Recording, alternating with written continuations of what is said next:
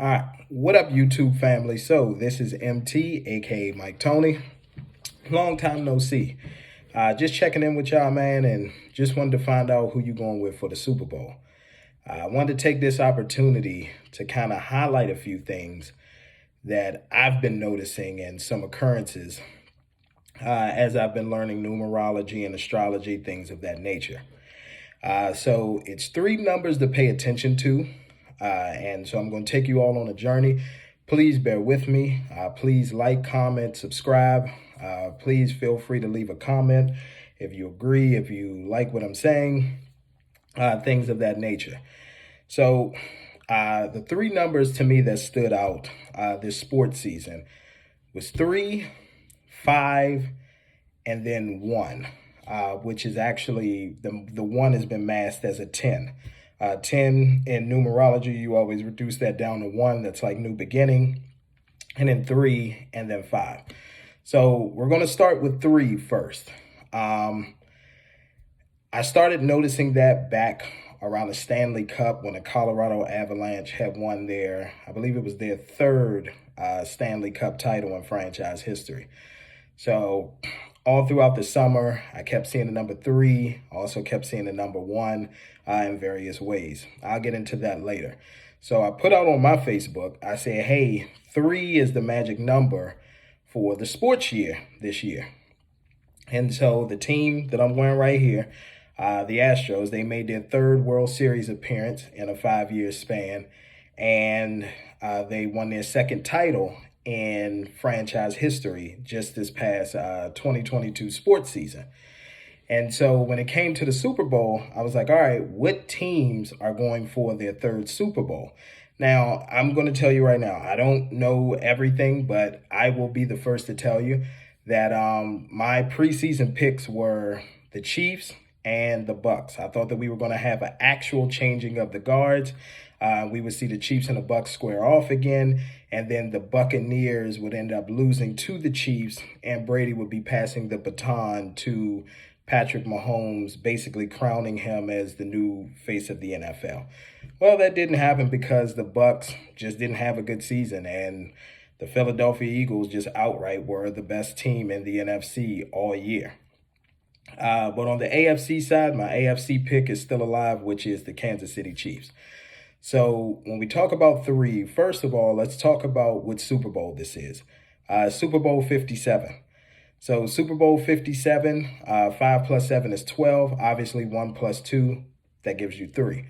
The Super Bowl is also being played on the 12th. 1 plus 2, that's 3. And it's also 3 in a numerology day as well, because you do February, which is the second month. So you do 2 plus 1 plus 2, which will give you 5, and then plus 2, which is 7, 2, which is 9, and then 3. You never add the 0 because 0 doesn't have any value. So when you add up the date for that day, it comes up to 12. You reduce it down to what? 3. So the 3 is going to be strong that day. And so the reason why I'm making this video is it pretty much lets you know who it's lining up for. Obviously, you can still place your bets. I know Eagles fans, they're a very proud fan base. So none of this is really going to matter to them. But who is the 3 really working for? So when I looked at the Eagles, I know the Eagles are, I know Nick Sirianni, this is his 21st. He's the 21st head coach of the Philadelphia Eagles. Also, the Eagles are the 3rd team to go 9-1 against teams that were above 500 in a season. The other 2 teams that did it was I think the 69 Minnesota Vikings or the 64 Vikings, one of the 2, whichever ones made it to the Super Bowl. Or actually, they may not have made it to the Super Bowl. I think they just had a successful season. I think it was the 69 Vikings, and then you had the 2007 New England Patriots. We all know how that Super Bowl ended. They went 18-1 that year. And so speaking of the 2007 Patriots, let's talk about where the Super Bowl is being played, which is the State Farm Stadium.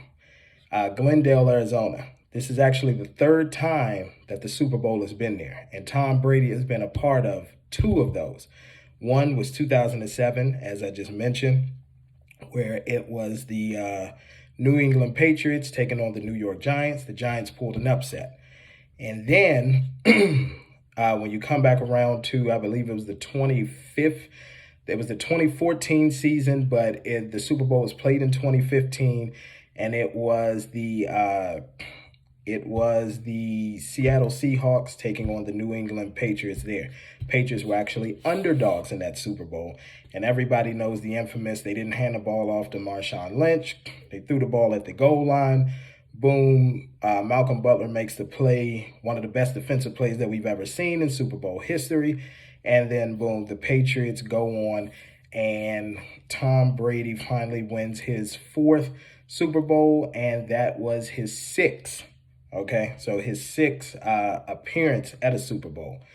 So, with all that being said, what the Chiefs have going in their favor is that they are the underdogs in this, so they could be the third underdog to win in that stadium. Also, another thing that's happening is Andy Reid. This is his third Super Bowl appearance with the Chiefs. This is obviously Patrick Mahomes' third Super Bowl appearance as a Chief as well. So that's where the threes are working at right there, and they have the opportunity to win their third Super Bowl in franchise history, and the Eagles can lose their third Super Bowl in franchise history. All right, so you following me right now? Cool. Now, let's go ahead to the number 5. Where I started noticing 5 was they started calling Patrick Mahomes, Tony Romo did on the broadcast, on the CBS broadcast on the AFC Championship, they called him Jordan. And I was like, okay. He was like, he's very Michael Jordan-esque. He has this Jordan swagger. He's just so calm under pressure. And I tell you, one of the things, or one of the plays that I saw that was Jordan-esque that reminded me of, like, when Mike, everybody knows the infamous play where Mike goes up in the air and he switches hands and does the layup in that hang time. Well, Patrick Mahomes had this play where he threw the ball to Marquez Valdes-Scantling, and it ended up being a touchdown. And it was like a dart, but like he steps up in the pocket, and the hang time and the way that he twists his body and threw it, and the way that Valdes-Scantling caught it, I was like, wow. I was like, okay. I was like, yeah, this is definitely Brady. I'm sorry, not Brady. This is Michael Jordan-esque. So it kept making me wonder, too. I'm like, all right, he keeps saying Jordan. He keeps saying Jordan. Well, Jordan wore 23. So 2 plus 3 is 5. Well, the Kansas City Chiefs have made 5 straight AFC championships. The Chiefs are now in their 5th Super Bowl appearance as a franchise. So that right there already had me thinking. Mahomes can also be the 5th youngest QB to win multiple Super Bowls. The other 4 that did it before him was Bradshaw, Aikman, Brady, Big Ben, and then now Mahomes has the chance. So he'll be definitely in some elite company. Also, where the 23 came into play is we actually got something special 23 years ago, and I don't know if you all know this or you remember. 23 years ago, Kurt Warner in the 1999 season was the last quarterback to win regular season MVP, Super Bowl MVP, and the Super Bowl. He did it 23 years ago. So we got that working right there. And where we see a passing of the torch, and where I was just like, okay, you know what? Yep, Patty's the guy. Brady announced his retirement, a couple days after the AFC and the NFC championships. I think he did on like a Monday or a Tuesday, and he said that he's gone for good. Well, how many years did Brady spend in the league? That's right, 23. So we see the 5 working right there, and we see like a changing of the guards. Another thing too that I just want you all, and this is just outside of the topic, you all have to, when something extraordinary happens, you have to look at the after effects and what happens. Great things happen so new things can be birthed. And what I'm talking about is, so everybody knows that when Kurt Warner did that summer or that spring after the Super Bowl, that's when we got the actual GOAT of the sport, which was Tom Brady. Tom Brady came in that draft right after that Rams and Titans Super Bowl. Also, Brady in 2017, when he pulled off the greatest comeback in Super Bowl history, which was the 28-3. That was something else that, when you sit back and you look at things like that, you're like, wow, he pulled off the greatest comeback. Well, we got Patty that year. We got Patty that summer. Patty actually came in a 10-year. So it was 2017, obviously 2 + 1 + 7, that gives you 10. You reduce that, that's down to 1. But just to get back to 5 and the whole 23 thing, Patrick Mahomes' life path is a 5. That's right. If you add up his birthday, I think he was born September 17th, and I forgot the year. But you add all of those up, that gives you 41. 4 + 1 is 5. Patrick Mahomes also ended the year with 41 touchdown passes. 4 + 1 will give you 5. And yep, as you guessed it, as we talked about 3, he finished the year with 12 interceptions. 1 + 2 obviously gives you 3. So you have 5 and you have 3 there. So both of those things represent Patty, and I'll get to that as well. He, along with him being, potentially the fifth youngest quarterback to win the Super Bowl, the 5 and the 3, that's 8. Patrick Mahomes was born on the 17th. 1 + 7 is 8. Everybody knows who studies numerology. For those of y'all that don't know, I'll educate you. 8 represents a couple of things. It represents money, but it also represents karma. And just to give you all a quick example of karma, everybody's talking about that play in the AFC Championship game, which got waved off, and Patrick Mahomes basically got an extra down or extra play. Well, guess what? That play was legal because it showed the referee running out onto the field. Now, the reason why I didn't feel sorry for Cincinnati, because literally last year in the playoffs, you can make an argument that the Cincinnati Bengals weren't even supposed to advance as far as they did and get to the Super Bowl because of the inadvertent whistle play that happened. In the wild card game against the Oakland Raiders. Remember, the inadvertent whistle happened and it was a touchdown pass, and they still let it stand when the rules said that they actually should have replayed the down. That pretty much set the Oakland Raiders back. I'm sorry, the Las Vegas Raiders. My apologies. That set them back. And we know that the Raiders were never able to recover. The rest was history for the Bengals. Now, here's where karma can come back to bite Philly. Philly got 2 breaks in their runs to Super Bowls. One was in 2017. The Zach Ertz touchdown catch. I believe that it was the first drive of the game, or the first touchdown drive of the game. And the Zach Ertz, he had kind of like bobbled the ball, and they call it a catch. But literally 3 weeks before that, in the AFC wildcard round, when it was the Jaguars and the Pittsburgh Steelers, I know Steelers fans, I know it stings, Jesse James, and he had bobbled on and the ball had hit the ground, and they said, nope, it's not a catch. So the Eagles were able to get away with that. They pretty much held on to the lead most of the game, and then you already know the rest was history. In 2017 season, they won the Super Bowl. Also, just last week, against Devontae Smith, when he had that pass and he had caught that pass and there was a bobble on the ground and the ball ended up hitting the ground. It shouldn't have been ruled a catch, but Philly ran up to the line so quick. They kept going. Philly scored. The rest was history. They blew out the 49ers.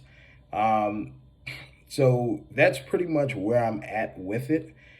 You all can feel free.